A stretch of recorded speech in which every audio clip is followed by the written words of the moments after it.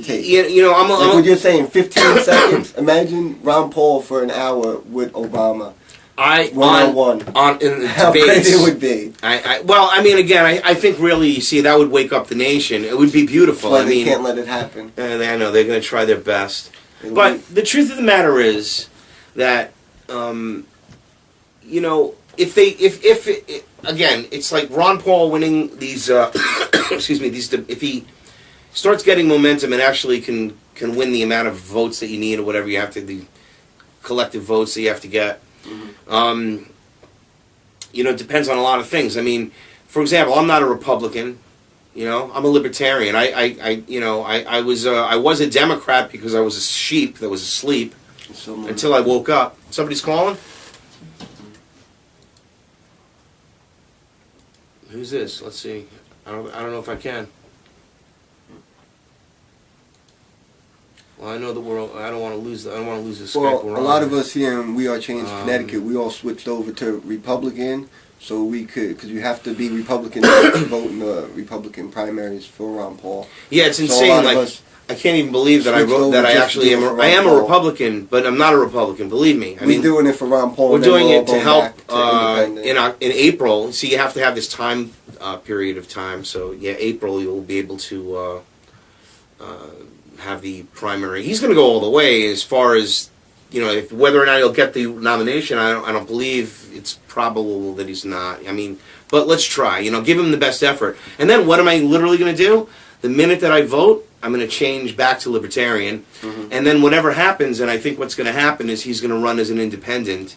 And if he doesn't get, he's definitely going all the way. There's no doubt about it. He will be on the ballot come November. There's no doubt about it. If he has the Republican next to his name, there's a good chance he's going to win. Yes, a much better chance, because even the sheep, the Republican sheep, will vote for him too. You know, so he'll catch up, you know, on that. But again, you know, I'm not even kidding. It is a sort of like a strange thing to do. It's bizarre. It's not. That might be the way to get Obama in again, because you know it would be Mitt Romney and. Well, you know, I'll put it this way. You know, for better or for worse, whenever anyone has their opinions about Ron Paul, various different things like we discussed yesterday. I mean, I don't know anybody that would have a direction that would be more to my liking or what I'm looking for. You know, a globalist shill. I doubt it. I'm not saying that. I meant that's the whole thing. That could be, again, like the Republicans, they know if they put Mitt Romney, that's it, you know. That could be the way Obama gets in, you know. Oh, you mean like a sliding door? Yeah, doesn't know. Actually, here's the beautiful thing about that, ladies and gentlemen. If Mitt Romney is in, the globalists win. Period. Yeah. Period. It's done. It's done. It's over. Yeah, because then if Perry wins, and he's not, of course, going to win, it's quickly over. Boy, he'd sell his mother so fast. Faster than that bathwater he said he froze his ass in when he was a little kid, outside in the freezing cold. I know it's freezing cold in Texas. I know that. Yeah. Anyway, but I mean, you know, it's just funny.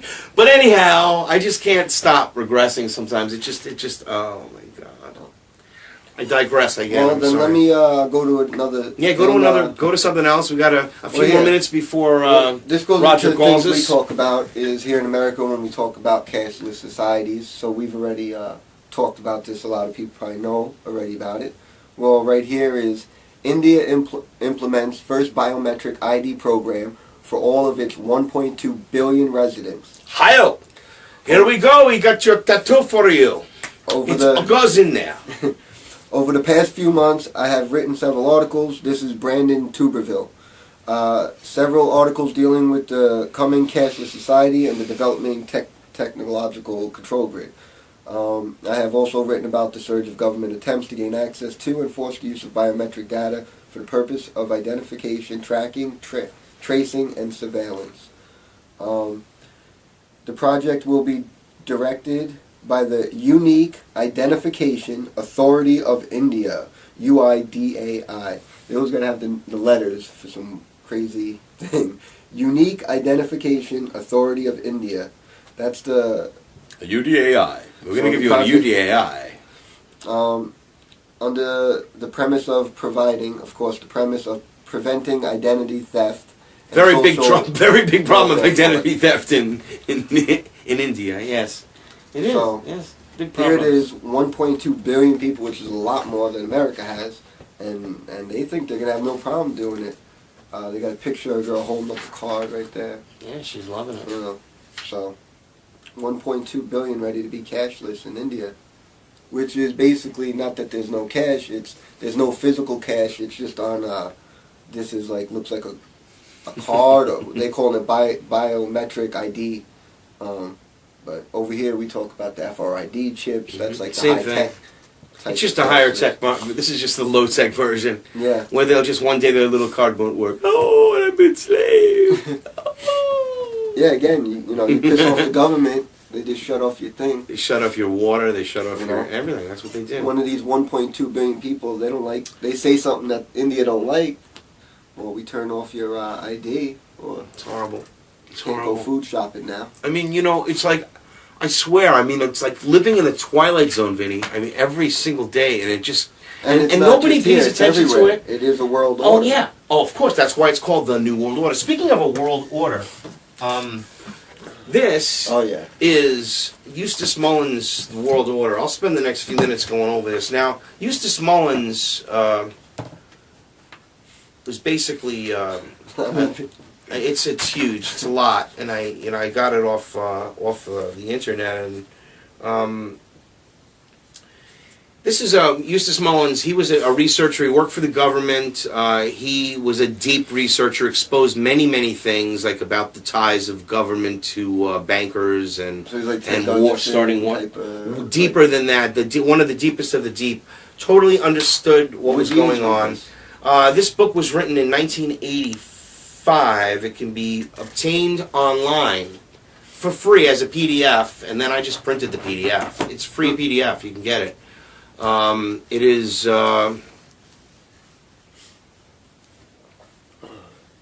it's actually called The World Order by Eustace Mullins. That's E-U-S-T-A-C-E Mullins, M-U-L-L-I-N-S. Eustace Mullins. And when you read it, it's unbelievable. It tells you all about what they've done, these criminals, from the beginning of time. Just like the Rockefeller files goes over more of by Gary Allen, goes more over the details of the current, this century. The world order goes back to the beginning.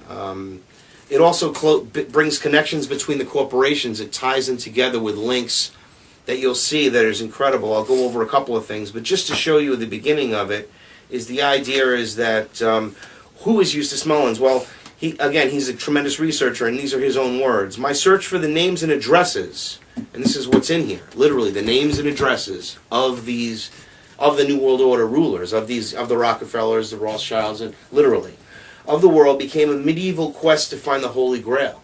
So that's the idea, is to find the secret rulers, you have to go after those that sought the Holy Grail. So it goes back to the Illuminati. And he was, there's great stuff on YouTube. Go to YouTube, Eustace Mullins, World Order. You'll see him talking about it in his own words. Tremendous secrets that were revealed in writing. He got all his information from the Library of Congress. He got all of his stuff from government documents. All transactions from the government spending, paying, who they paid, where they got paid from. That's all documented in this work. It's incredible. I'll give you just a quick example.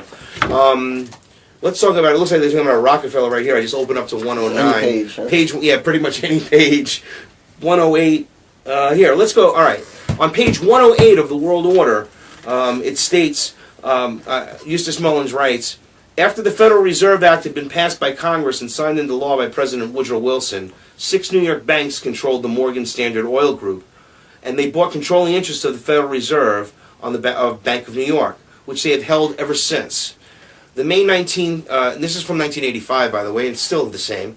The May 1914 organizational chart of the Federal Reserve Bank shows that of the 203,053 shares issued, National City Bank, which was Rockefeller, took 30,000 shares. The Morgan Baker First National Bank took 15,000 shares. That's the Rothschilds. These two banks merged into the present Citibank, which of course ended up, what happened to Citibank, bailout bank. The ever-present Citibank in 1955, giving them 1/4 of the shares in the Federal Reserve Bank of New York. The $134 billion Citicorp is now the largest bank in the U.S. Now, see, that's how it was in 1985. Yeah. Think about what it is now. Right. Think about that. The National Bank of Commerce, which Paul Warburg was the largest shareholder, took 21,000 shares, individual shareholder. Paul Warburg is big to the Illuminati. Oh, yes, absolutely. Took 21,000 shares. Hanover Bank, manufacturers Hanover, again, which I think, I don't remember exactly what it merged into, but it's no longer in existence. I don't think it went out. I think it was eaten up like with the Marine Midland and all of those banks, which were all underlyingly Rothschild banks, but they changed. Oh, yeah, it says it right here. I'm sorry. The National Bank of Commerce, the U.S. National Bank of Commerce, which Paul Warburg was a large shareholder, took 21,000 shares. Hanover Bank, manufacturers Hanover, of which Lord Rothschild is a director, took 10,200 shares. National Bank took 6,000 shares. Chemical Bank took 6,000 shares. Now, Chemical Bank, again, went out. Chemical was also Rockefeller's chemical interest, the petrochemical industry. Again, these 6 banks in 1914 owned 40% of the stock of the Federal Reserve Bank of New York. The Federal Reserve System printed out shareholders by July 26, 1983, showed that they now owned 53%. So now, if we talk now that the Federal Reserve, we know is a corporation, yeah, right, and a corporation that has stock, we all know the majority holds really controls the company, right? Yes. Yeah. So if you own most of the... Keep that thought. But Okay. I don't want to lose this. Okay. It goes back to this philosophy of the Federal Reserve taking 1% of the gold every year for 100 years till they own all the gold. By 1914, they owned 40% when it started. So it took them from 100 years to get the 60%. Because now they're at that point where it's just about half all the gold, the 1% a year. But look how it increased. From 1914, they owned 40%, to 1983, they owned 53%. Now that was 27 years, 28 years ago, going on 29 years ago, 30 years ago, right? Okay, so 30 years ago. I'd have to check what the actual holdings are. We'd have to keep, do a little more research. But I guarantee you it's in the 85 percentile, 75. Now I think China, right, has a lot of it. Yeah, well, now China's got but they took a piece of it, but they still have their it's just, But still, they still own the other part, basically, right? Exactly. They own at least 53%. Majority interest, no matter how you look at it. Yeah. If you have more stock. Even at 40%, it was. Because the others, no one had a majority amount. Because they kept it that way. Very incredible. You got to read this book. It's unbelievable, and it just keeps going. Let's just keep going because I'm sure we'll be getting a call from Roger any minute now.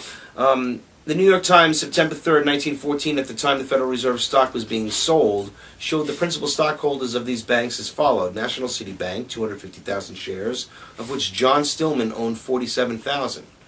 J.P. Morgan and Company, 14,500. William Rockefeller, 10,000.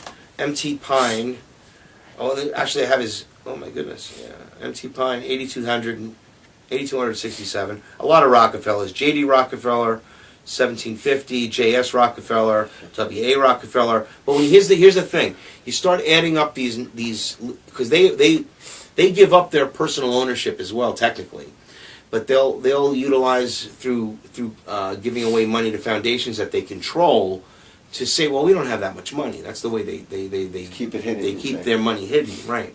But in this case, they did actually take initial shares in this of the original Federal Reserve in 1914, and right outwardly, look how many they have. But you add them up. So William Rockefeller took 10,000 shares. J.D. Rockefeller took 1,700 shares. Directly, and the foundations all bought shares. Jacob Schiff bought 1,000. That's the Schiff. That's Peter Schiff, the Schiff family. Who's this? Let's see. I don't know if I can. Well, I know that I don't want to lose. I don't want to lose the Skype. Well, a lot of us here in We Are Change Connecticut, we all switched over to Republican, so we could, because you have to be Republican to vote in the Republican. You know, it depends on a lot of things. I mean, for example, I'm not a Republican.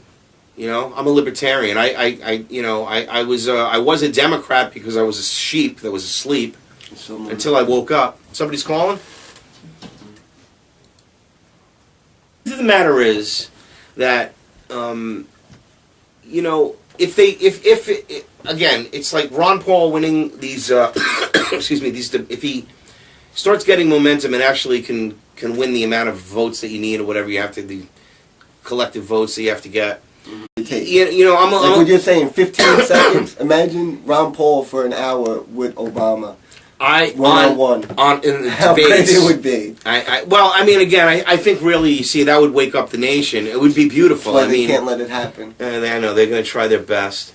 But the truth, primaries for Ron Paul. Yeah, it's insane. Like, I can't even believe that I actually am. I am a Republican, but I'm not a Republican. Believe me. We're doing it for Ron Paul. We're doing it to help in April. See, you have to have this time period of time. So yeah, April you'll be able to.